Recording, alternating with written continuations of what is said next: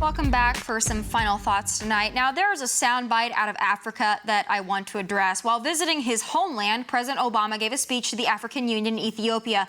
What he said didn't really surprise me. I kind of expected it. Here you go. I love my work.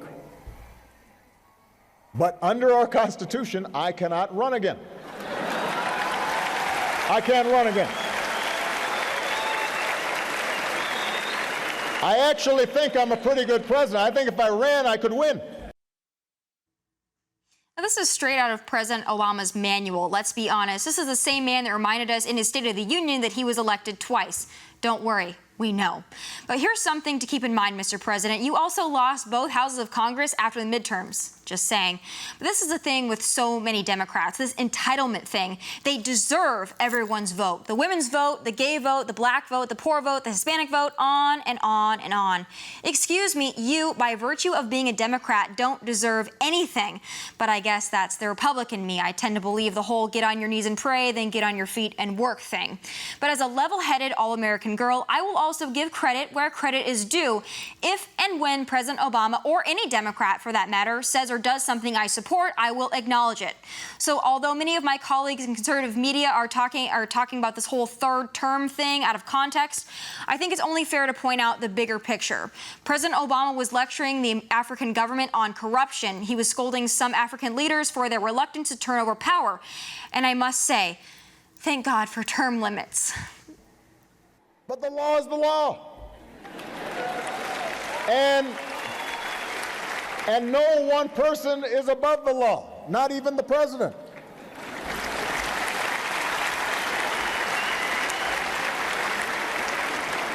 And I'll be honest with you, I'm looking forward to life after being president.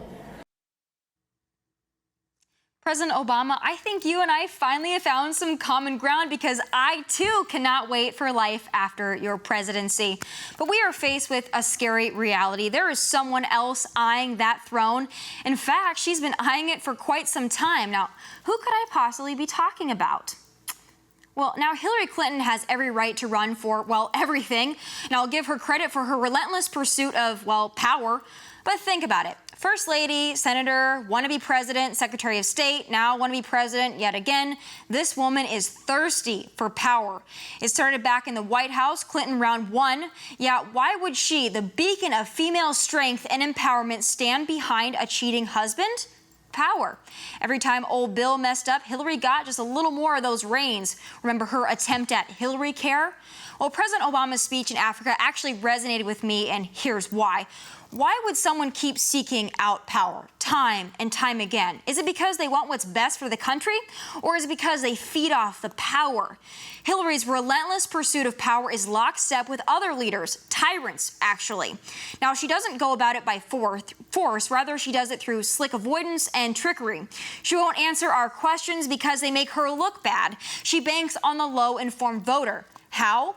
Ever ask a Hillary supporter why Hillary? Many will say it's her time or she deserves it. I'm sorry, but no one deserves to be the leader of the greatest nation on the face of the earth. You earned that. But those are just my final thoughts. Thanks for listening. Follow me on Twitter and Instagram at Tomi Lahren. Let's talk. It's going to be a special show tomorrow night, trust me. Until then, have a great night. God bless you. God bless America.